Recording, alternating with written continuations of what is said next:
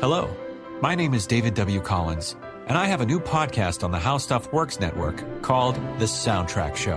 As someone who's worked in entertainment in sound, music, and voiceover for almost 20 years, I'm thrilled to bring my knowledge to your favorite movies, TV shows, video games, and live theater. Please join me on The Soundtrack Show at soundtrackpodcast.com and follow us on Twitter at SoundtrackHSW or Facebook and Instagram at SoundtrackShowHSW. Thank you.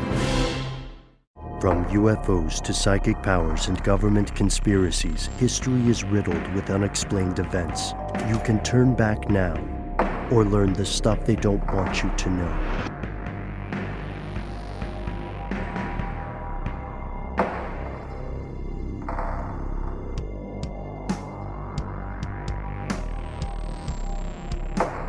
Welcome back to the show. My name is Matt.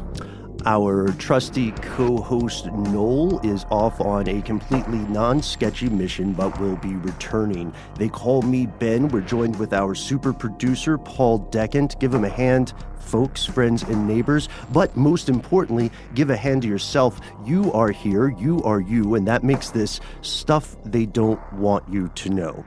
Today, Matt, you and I are diving into a crucial event in American history, one that, despite quite possibly changing the course of American politics, is relatively obscure to a lot of people living today, especially younger members of our audience. Yes, you and I know about this because we've been paid to delve into historical strangeness for quite a time now, and a lot of people listening are going to be familiar with the story we discussed today because of their interest in these things. But overall, the American public is, maybe especially younger people, are not aware of this. It's something that happened on July 18th, 1969, one day, essentially, one night, and it changed the course of one man's life quite a bit. And today we have two gentlemen on the show who wrote an entire screenplay about that day and the aftermath, why it occurred, what occurred, and we're going to jump right in and introduce them right now. That's correct. The screenwriters of Chappaquiddick, Taylor Allen and Andrew Logan. Welcome to the show, gentlemen. Thank you so much for joining us today. Thank you so much for having us. I'm really excited to be here. So let's jump right in. And today we are discussing the Kennedy family, an American institution, a group of people who have captured the fascination of Americans for decades upon decades. And let's first start off by discussing just how powerful the Kennedy institution was in the 1960s. So, the Kennedy family, was for sure, one of the most powerful families in American politics in the 1960s. John F. Kennedy was obviously president in the early 60s, and Robert F. Kennedy was running for president in 1968 when he was tragically assassinated. And our story takes place a year after Bobby's assassination, a year later when his younger brother, Ted Kennedy, goes to Martha's Vineyard to host a party for a group of women called the Boiler Room Girls, who were actually Bobby Kennedy's campaign aides, and they were there to sort of, celebrate the memory of the, recently deceased older Kennedy brother. And much has been made over the tone or the atmosphere of this gathering. We know that there were, were there 4 Boiler Room Girls in attendance at this time? 6 Boiler Room Girls, actually. And they were all single, and 5 of the men that were there were all married, which led to a lot of scurrilous rumors and headlines about what that might mean because of the mores at the time in the late 1960s. But one thing that is good to get on the record now is that, as Andrew said, the Boiler Room Girls were campaign workers and strategists, honestly, and that in the newspapers at the time, they were often mischaracterized as secretaries. And I think that added to the sort of rumor and misinformation that had taken prominence in the press at the time, because honestly, these were very smart, very capable women, and they were very close with the Kennedy family because of how skilled they were and how close they became with the Senator Robert F. Kennedy over the prior year. Do you feel that the newspapers and media outlets of the time were pursuing a salacious angle with the goal of maybe making the gathering seem more lurid than it actually was, with this mischaracterization as secretaries versus strategists?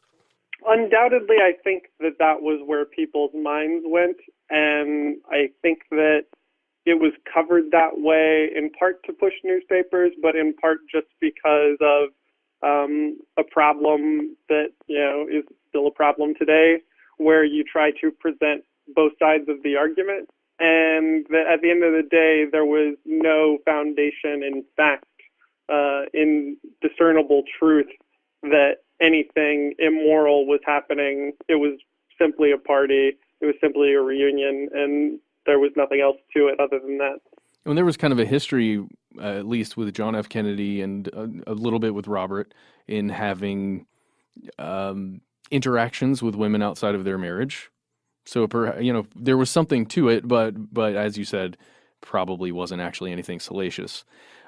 So who specifically, one of the Boiler Room girls, who was Mary Jo Chappaquiddick?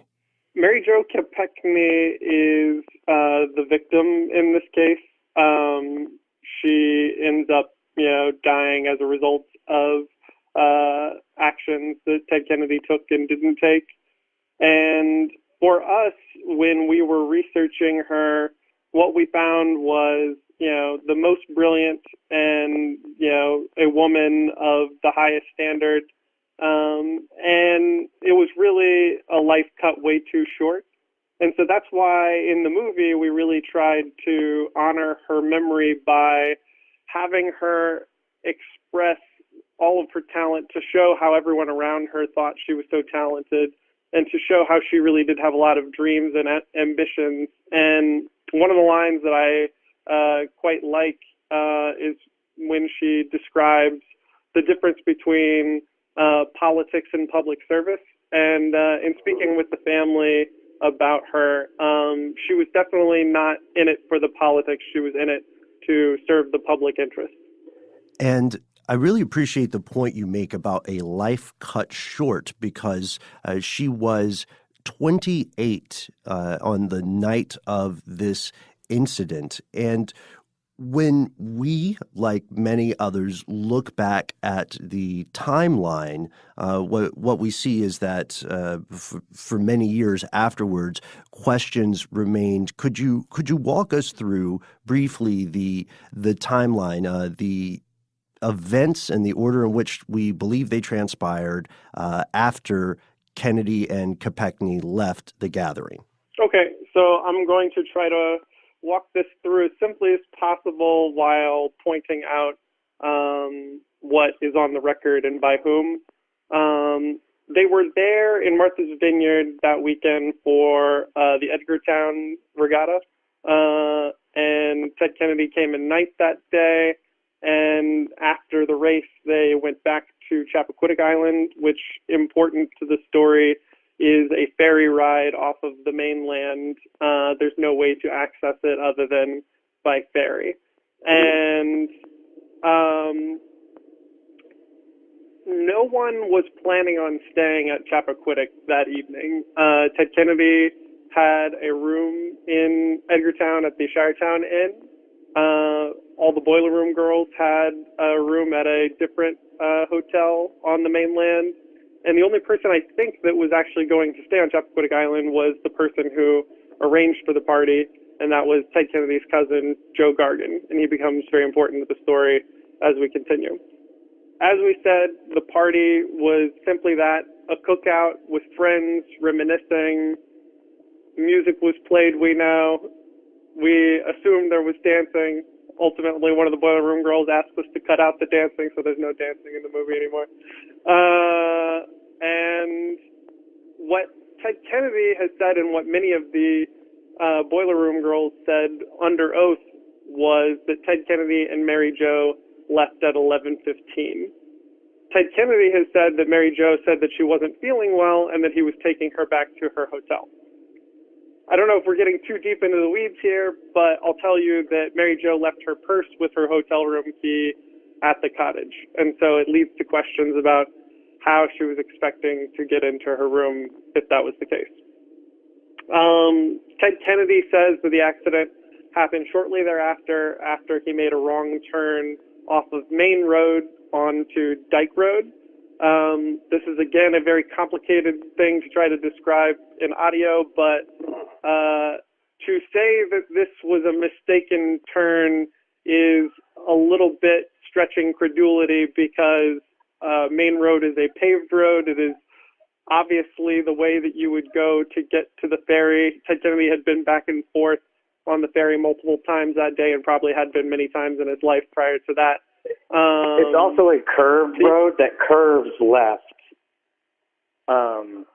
So it's not like you would go to a stop sign and then make a right turn. It was a continual, just, left-hand curve.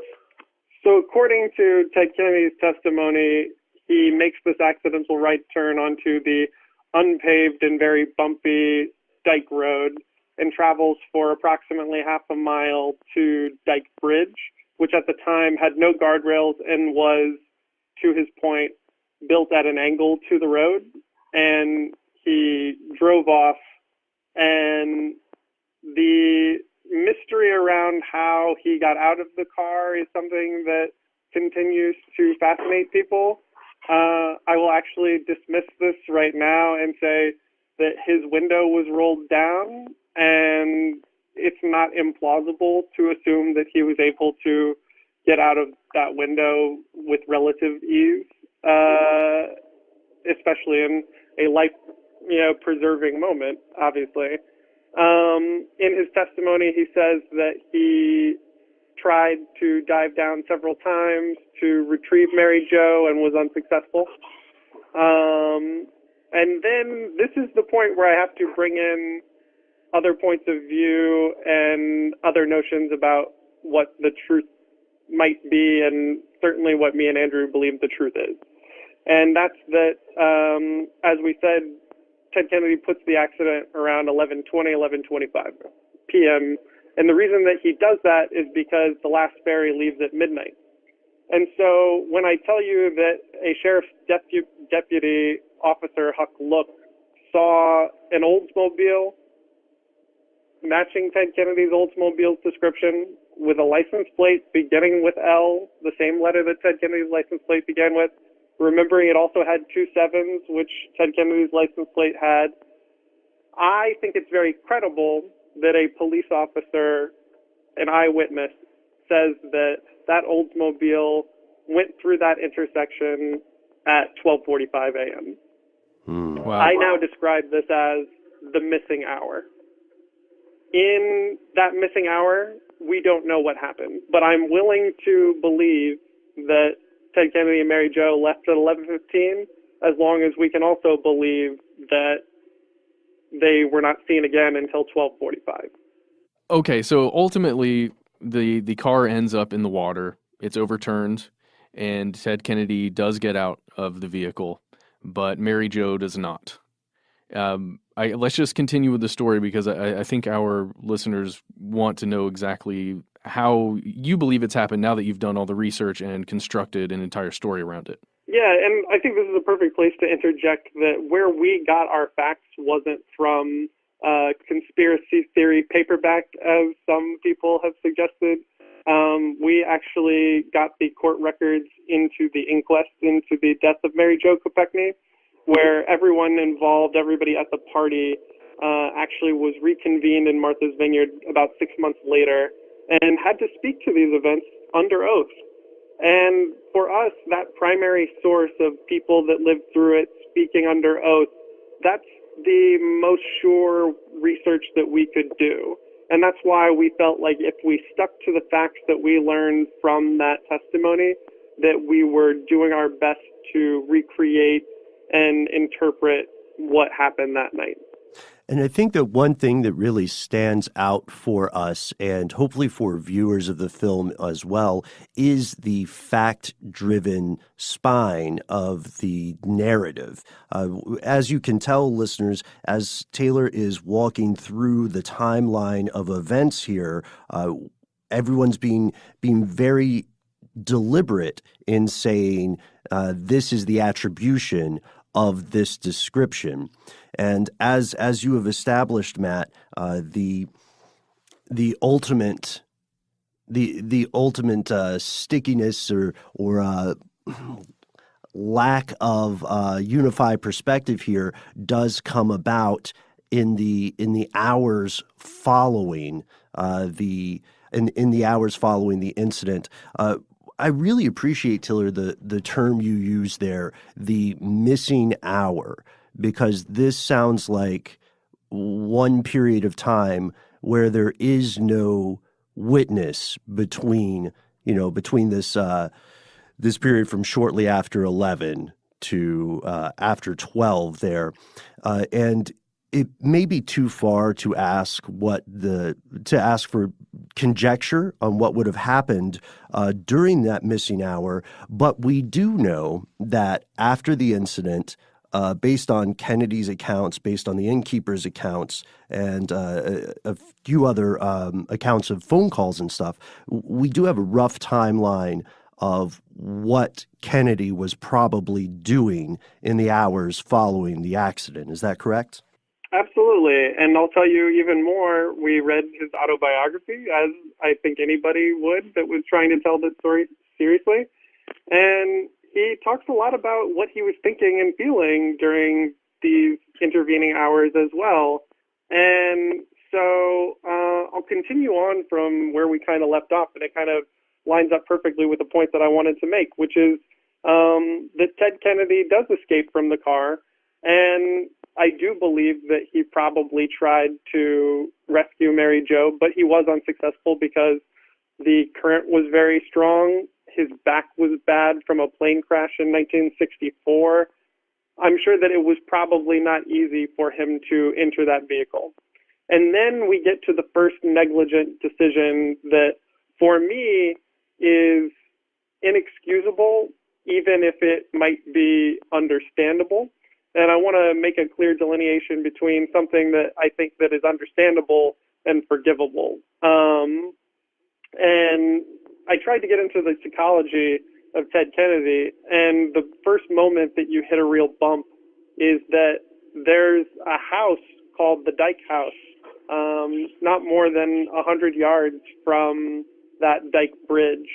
And he walks past it, and it had its light on that evening. And I feel like any person who has gotten into an accident, one where someone's life is in danger or, worst case scenario, already dead, it is your responsibility to report that accident. Agreed. I think that it's fair to say, based off of what Ted Kennedy has said in interviews and elsewhere, that he immediately realized that this accident was going to have great impact on his political career. Now, I am not directly attributing that to the reason why he didn't report the accident immediately to whoever lived in the Dyke House, but that was on his mind. And so he makes approximately about a 1.5 mile walk back from Dyke Bridge to Lawrence Cottage, where the party was taking place. And he passes several houses along the way. And this is a walk that me and Andrew have made ourselves and made recently when we showed the movie in Martha's Vineyard for the Martha's Vineyard Film Festival. It's a 25-minute walk. It's a long walk. There's a lot that could go through one's mind. And in the movie, Ted Kennedy gets into the back seat of the Valiant, the other car that the party had on the island that night, and he asks for his cousin, Joe Gargan. And in the movie, Ted Kennedy tells Joe Gargan, "I'm never going to be president." Now, this line has created a lot of consternation in the Kennedy camp and in certain opinion pieces that have run in the New York Times, etc. It is my invention, it is Andrew's invention that he said that in that moment. But it is based off of the fact that Ted Kennedy acknowledged that he did recognize immediately that his political career had been impacted by this accident. Also, just in terms of, we talked about negligent behavior in terms of this walk back to the, what's referred to as the Lawrence Cottage where the party was being held. That he also, in addition to the Dyke House, which had their light on outside and the occupants of that home were there, he also walked right by a fire station, which was almost directly across the street from the Lawrence Cottage, which would have been another opportunity for him to go seek help for immediate, to get help for Mary Jo immediately. Wow. And I will paraphrase Ted Kennedy's speech to the entire nation at the end of the movie by saying, it was only for reasons of budget that this fire station was not included in the film. And at this point, we're going to pause the narrative briefly. We will return to the events of Chappaquiddick there in '69 after a word from our sponsor. It's 2018, friends and neighbors, the digital age, and these days you can get just about anything online and on demand. But did you know that you can even get postage on demand with Stamps.com? It's true. With Stamps.com, you can print real U.S. postage for any letter, any package, right from your home or office. It's available 24 hours a day, 7 days a week when it's convenient for you. Yes, you specifically. Stamps.com even sends you a digital scale so you can weigh your letters or packages and print the exact amount of postage you need every single time. It is an utter no-brainer. All you got to do is click, print, mail, and you are done. Hey, and we've worked out a special deal with Stamps.com just because you listen to this show and you've stuck around for so long. You're going to get a 4-week trial plus postage and a digital scale without any kind of long-term commitment. No strings attached, and it's a nice scale. Just go to Stamps.com, click on the microphone at the top of the homepage, and type in conspiracy. That is Stamps.com, enter conspiracy.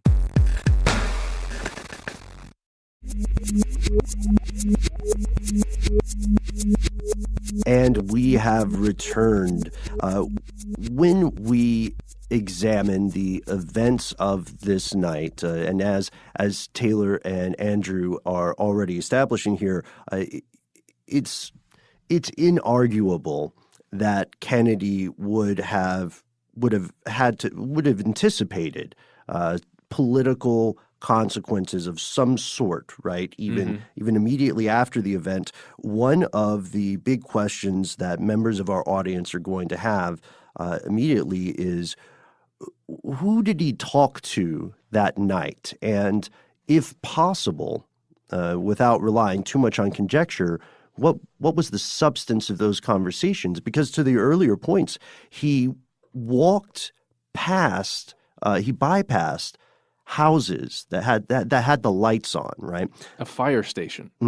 Wherein one would assume, just on surface, we would assume that after an accident, especially with another person still left at the scene of the accident, the first move you would take is to contact an authority figure. So who were the people that he contacted before contacting the police or the fire department? I'm so excited that you asked this question the way that you did, because I get to talk about one of the details that we tried desperately to make into the movie and in any iteration became too expository to explain. That is that the first person that he talked to was a gentleman named Ray LaRosa, who was at the party at Lawrence Cottage. I believe that he was a certified diver. Certainly he had a lot of experience diving, scuba in the ocean, etc. And he is the very first person that Ted talks to. And what he tells him is, get Joe Gargan, we've got a problem. And for Andrew and I, this was already kind of a shocking thing for everyone to agree on the record to be exactly what happened. he was not interested in telling Ray LaRosa, a friend of his and someone that could have helped, what had happened. He first wanted to talk to somebody that he was very close with, and arguably one of the people that Ted was closest with in the world, his cousin Joe Gargan. And I should note here that Joe Gargan was not simply a cousin. I have cousins that I haven't talked to in 5 years. He was kind of Ted Kennedy's go-to advance man who would go in advance of Ted to every location that would go to prepare everything. And that he actually lived with the Kennedys because his father and mother had died tragically at a young age. And so he and his sister end up living with the Kennedys, and they feel so indebted to the Kennedys that actually Anne, his sister, is Joe Kennedy Sr.'s nurse, who you see in the film all the way through the rest of his life. So very close relationship is my point. So Ray LaRosa goes inside and he grabs Joe Gargan, and the next thing out of Ted Kennedy's mouth is, "You better get Paul Markham too," who is very close with the Kennedy family and was, not more than 6 months prior the U.S. attorney to the state of Massachusetts. And this is a high-power, very intelligent group of loyal Kennedy campaign friends. Now, I do want to point out really quick on Paul Markham, he is the absolute worst person at the party to ask for help in any sort of rescue mission, because he's the only person at the party who is suffering from a significant injury, which he sustained in the boat that they were racing. Actually, in reality, he got that injury boating on the way from wherever it was originally docked to Martha's Vineyard. We put it in during the race. I hope that you don't mind. We thought that was an acceptable fudge. But so he is walking with a limp throughout the weekend because he's injured, and yet this is one of the two people that Ted Kennedy has requested to help.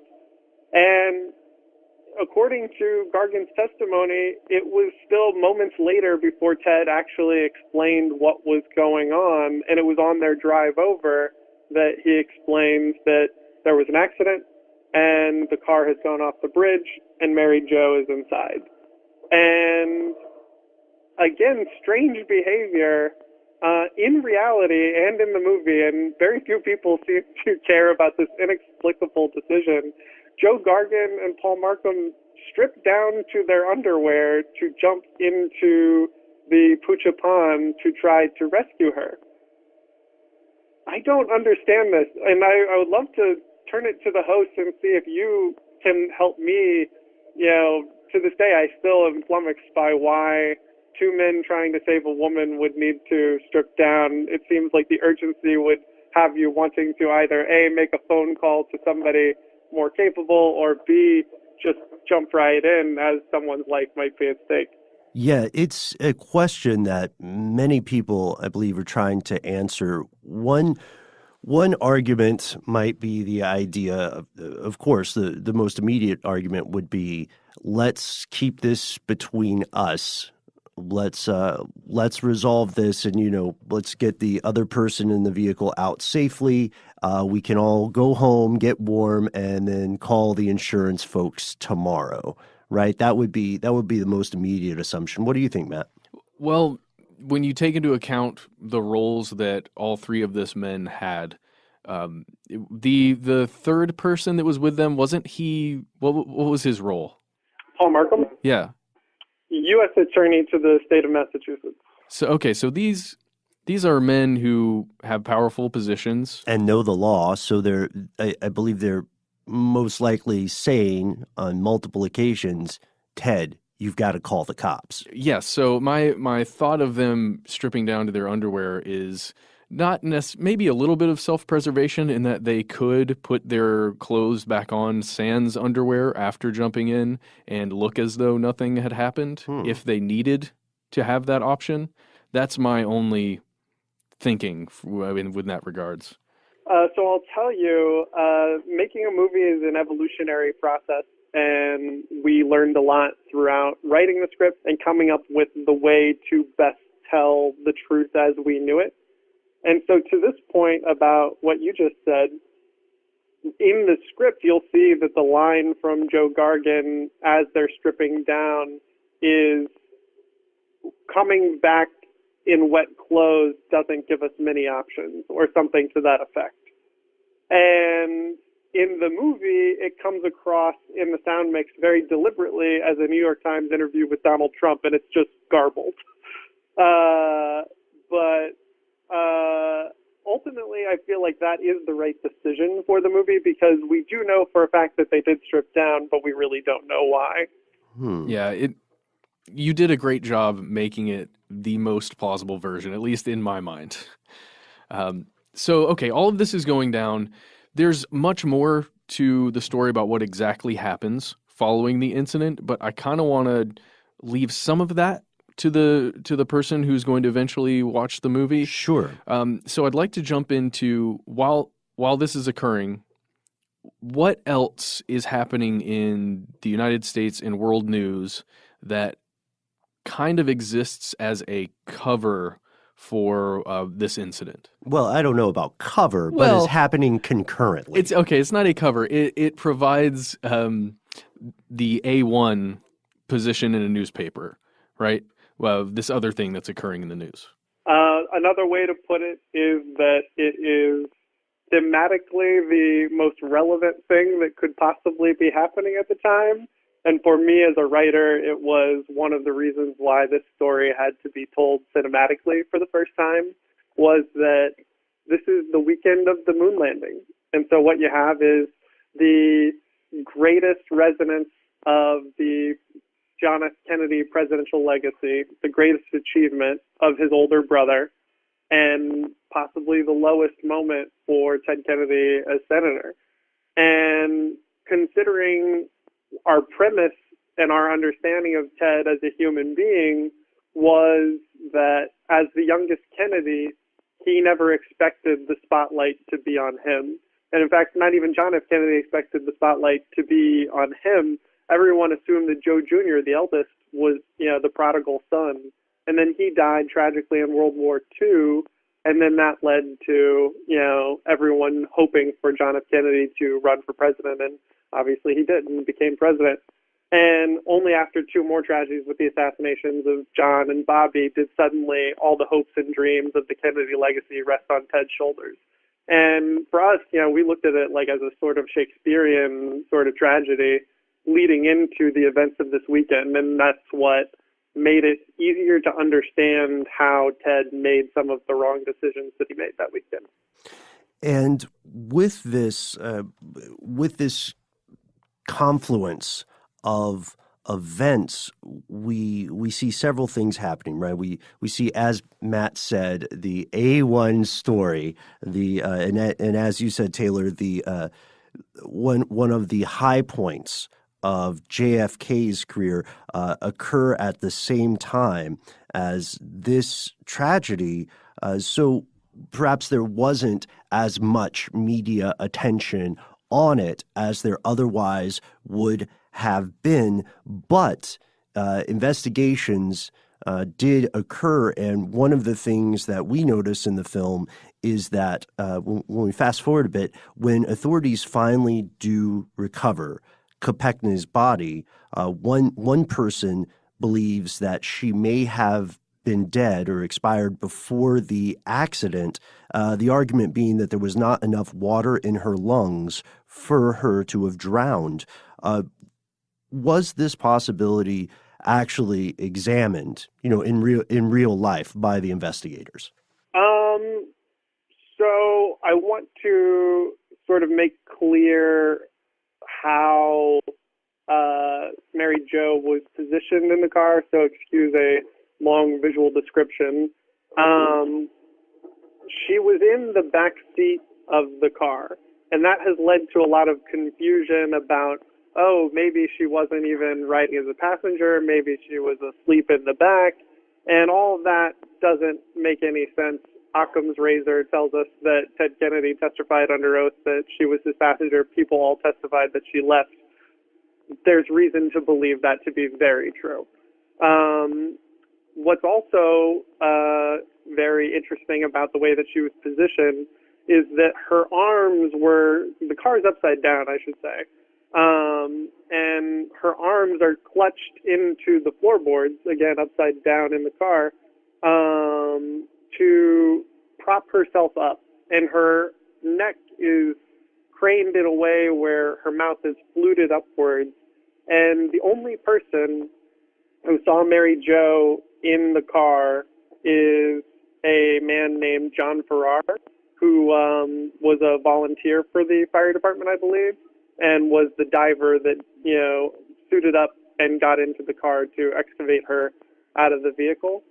And he said that it, quote, looked like she was gasping for a last breath of air. And this is where we get into something really interesting, which is that I know that Ted Kennedy assumed that, minutes after the accident that she had to have drowned. That's not an unreasonable conclusion for someone to make.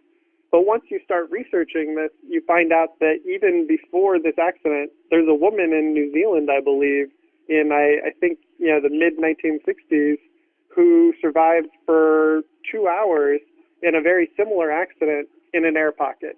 And because someone called, they were able to get this New Zealand woman out of the car and save her life.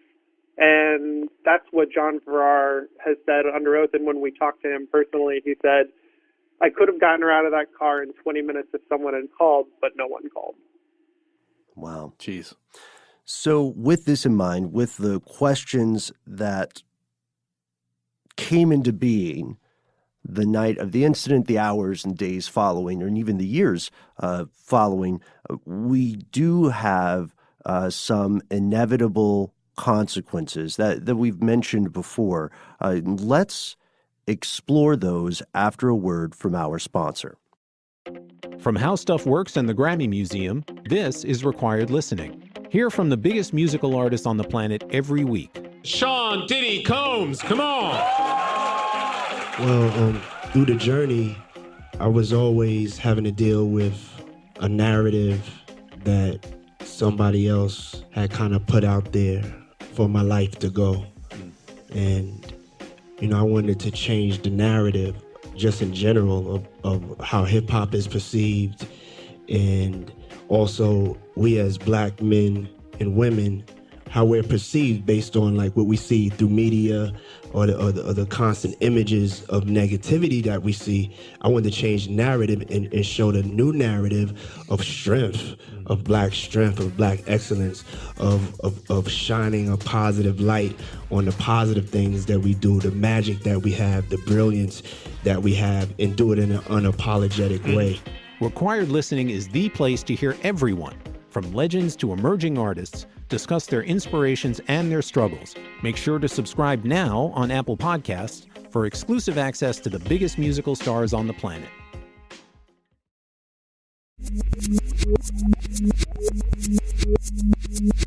Welcome back, everyone. Let's begin by quickly discussing the political machine that was standing directly behind Ted Kennedy as all of this is going down. He contacts his father, and his father, at least according to the film, puts him in touch with a whole host of political advisors and lawyers who then begin constructing the narrative of what happened, what the official stance is, what the official story is, and let's just go through just a bit of that before we hit kind of the aftermath. Yeah, this is the perfect topic to talk about today. The movie came out in theaters today as we're recording this, and the New York Times just published an opinion piece by a gentleman who's writing a new biography about Ted Kennedy, who inexplicably thinks that this is not something to be included in the public discussion about Ted Kennedy at the moment, as he has, in this writer's opinion, not moved on to the public domain. Again, I can't quite understand that. But his biggest issue with the movie is a theme that we had to invent, which is that when Ted returns to the mainland, to his hotel, he goes to the payphone out front, and he calls Hyannisport, where his father, who's a stroke victim and has trouble communicating, lives. And Ted explains to his father in the scene what has occurred, and he is incredibly remorseful and unsure of what to do. And the one word that his father is able to speak is alibi. And this is conjecture on Andrew and my part, but more it is talking to an emotional truth and a thematic truth that we feel is incredibly relevant to Ted. And here's what I'm trying to say. We know that this accident occurred and that Ted didn't report it even after he returned to the Shiretown Inn. And then we also know that, presumably according to Ted Kennedy's testimony, about an hour after he returned to the Shiretown Inn, he went down to talk to a hotel clerk and he asked for the time. He's all dry now. There's nothing visually apparent about him that he's been in an accident, and the hotel clerk said that although something seemed off, there was nothing unusual about his appearance. Now, asking for the time is what you do if you're trying to create an alibi for yourself in a situation where a crime might have occurred. And I do think that, as we said about the other line, "I'll never be president," that he has suggested that he did consider the impact that this would have on his political career. We've already discussed the moon landing and the Kennedy legacy and how much that weighs on his shoulders. I don't think that it is at all a step too far to say that his father's opinion of this probably weighed on him, and that what he might have concluded is that this would be a huge black mark on the Kennedy legacy. And then we know that he did something that looked a lot like crafting an alibi. And that's how the scene came to be. And I have no shame in admitting that it is an invention. There are phone records that imply that calls were made from that payphone, collect calls, etc. I don't know. But I feel like it is incredibly relevant to his character and the emotions he was going through. And the other thing that people I've seen write about as well, specifically with the alibi line, is that Joe Kennedy, had a massive stroke and couldn't really speak. And it was actually something that Taylor and I really discussed at length when we were writing the script, because obviously we wanted to get it factually correct. And we knew that he had a stroke, and we knew that that his speech was impaired. And so what we ended up doing is finding a recording of President Johnson calling Joseph Kennedy from the Oval Office, and Ted Kennedy was actually in the Oval Office with LBJ as well. And in this recording, you can hear exactly what Joe Kennedy sounds like, which is that he's able to utter actual words and that he's got the heavy breathing on the other end of the line. And, I just think it's important that people know that we did our due diligence and as much research as we could to make this as factual as possible. And I should say this call with President Johnson took place in 1968, so, just over a year before these events. And although Joseph Kennedy's health may have deteriorated from there, even at the time, a line in the movie that Ted says is in this phone call, and that's, "You're still the man with all the influence," referring to his father. And that's why it was not surprising to us or too far of a stretch when we read the incredibly influential advisors that were at Hyannisport as soon as Ted arrived, included people like former Secretary of Defense Robert McNamara, included John F. Kennedy speechwriter Ted Sorensen, congressmen, great lawyers, Burke Marshall, Sergeant Shriver, etc., just men of great historical stature, all were already convened for helping Ted navigate his way out of this crisis. And so Ted in the movie says, "You're still the man with all the influence," to his father. And I don't think that it's, too far of a stretch to suggest that perhaps old Joe was able to still hold some strings.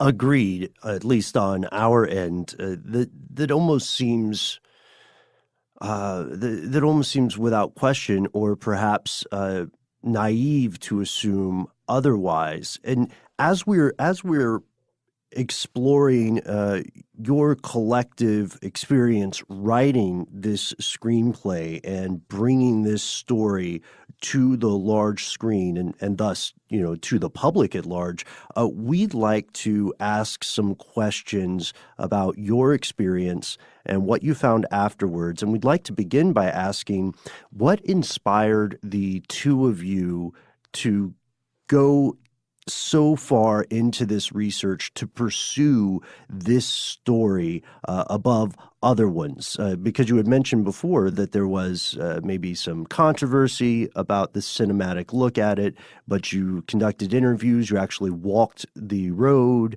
you delved into court records. What was the impetus for you to pursue this despite the obstacles that may have been put up in your path? One word answer, naivety. Longer but still quotable answer. Both Andrew and I are lifelong Democrats and incredibly huge fans of the work that Ted Kennedy did as senator, especially after 1980.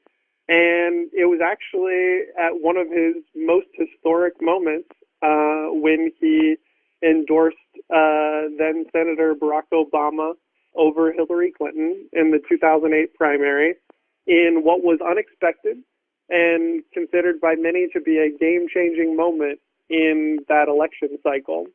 And we were, and still are, incredibly huge fans of Barack Obama. I, really missed that man in the Oval Office. And so when we were watching Real Time with Bill Maher that night, Bill Maher was like, Ted Kennedy changing presidential history again. He would have been president in 1972 had it not been for Chappaquiddick. And Andrew and I had never heard of this before. We didn't even know how to spell it when we went to the Google machine to try to type it in and figure out what Bill was talking about. And for us, because this story was undertold and to a generation, younger than my parents, I think completely obscure, that was the reason why we were dying to tell this story. And it became clear quickly that this was, an important story and one that a lot of rumor and conspiracy theories had, gotten a lot of traction. The Wikipedia is littered with conspiracy nuts. And for us, that was the reason why we wanted to get to the truth as best we could find it. Also, Andrew's dad is a lawyer, and so I think, Andrew was very inspired, much like Ted Kennedy, to honor his father's legacy and stick to the facts as we could find them. So what were some of the, as you said, the film Chappaquiddick has only recently been released in theaters. What were some of the things you ran into that might be considered obstacles in the course of your research? And what have the reactions been like so far as the film has been screened or encountered by both film critics or analysts, but then also by people who have some sort of personal or professional relationship with the individuals in the story? I'm going to say something first that sounds like marketing, but it is the God's honest truth. I have been overwhelmed by the positive reaction from audiences and film critics alike about this movie. I knew that we were, by the time we were making this movie, I finally understood that we were dealing with what was a third rail in political history. And it's like the original source of whataboutism in our modern political history. And for me, I expected the reactions to sadly be divided on partisan lines. But in reality, I have been so, eager and excited to read these reviews and see these audience reactions, and everyone feels incredibly passionate about how this story has finally been told. And even the people that are critical of the movie, I think, acknowledge that this did happen, and it's something that deserves re-examination. Couldn't agree more. Watching this film, my reaction to it, specifically to watching that political machine happen, because it's something that I had imagined after just reading about the story. Those scenes, I imagined them in my head, and you captured them almost too well. The unnerving feeling that if a powerful person gets in trouble, there is this institution that can come through and basically save you. Somewhat by changing details, somewhat just by controlling the situation, and just by making the optics correct for what you need. I want to jump to, we'll say this. There was a press conference, it was more of a televised statement that Ted Kennedy gave. No questions at this time. Yeah, you couldn't have anybody there. There were a lot of stipulations about it. It was just Ted Kennedy speaking to the camera, and that was on July 25th, 1969. And in the film, he is having just a quick discussion with Joe Gargan, and I'm just going to feed this line and see if you can give me the one that comes right after it. Moses had a temper. Peter betrayed Jesus. I have Chappaquiddick. Moses had a temper, but he didn't leave a girl at the bottom of the Red Sea. Oh, dude. Talk about some screenwriting there, guys. That hit home like perfectly. It was just an awesome line, and it really encapsulated everything that you had seen and experienced up until that moment, because Joe's character, played by Ed Helms, really is kind of the human side to this story. At least it feels that way. The conscience that exists within the story, and I really appreciated that you brought that in that moment of, I don't know, the moment where Ted was trying to reach greatness, to be a Kennedy, and he had to kind of make a decision there about whether he wanted to move forward as a politician or kind of let it go. And I don't know, I really appreciate what you did there. I don't know if I have a question about that so much. It's not really a question, it's just I appreciate it. I certainly myself have had moments where, Chris Farley and Paul McCartney come to mind, so I appreciate the question, non-question. But to your point, I do want to say for the listeners out there, if you do see the movie, the scene that he's referring to, Joe Gargan ends up doing something immediately afterwards during the reading of the televised statement that I actually won't spoil here, but I do want to say that as unbelievable as it may seem, that is exactly 100% true, and that Joe Gargan did in fact suffer the indignity that we show him suffering. Wow. And if you want to learn what we're referring to, the best way to do it is to check out the film Chappaquiddick in theaters near you. Yeah, as we're recording this, it's premiering today in theaters.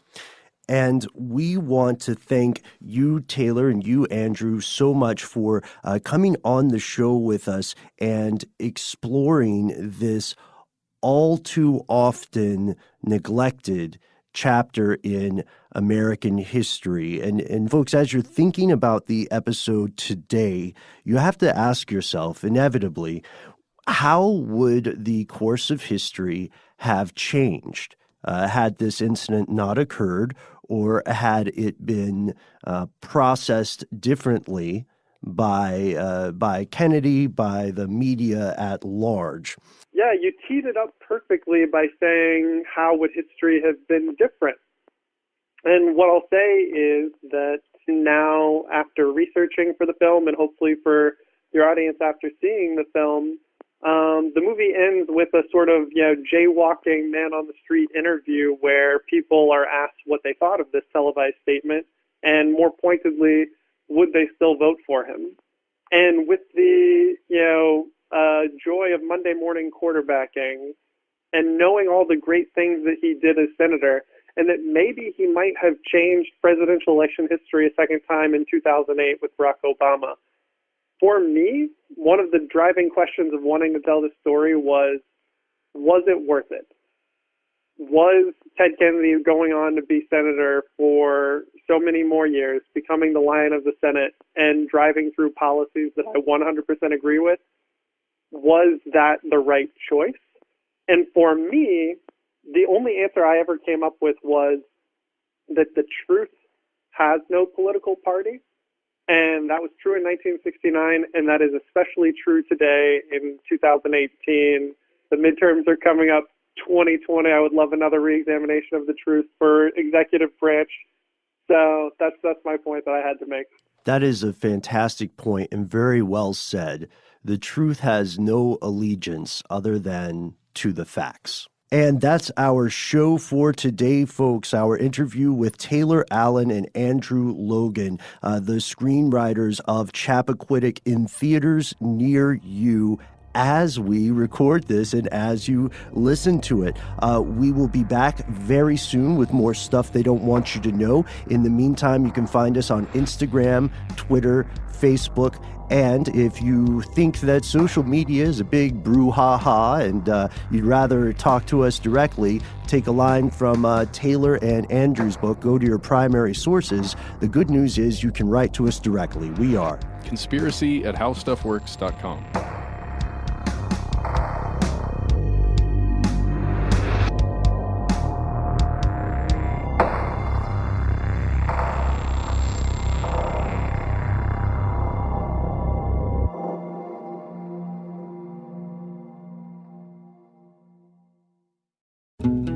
From How Stuff Works and the Grammy Museum, this is Required Listening.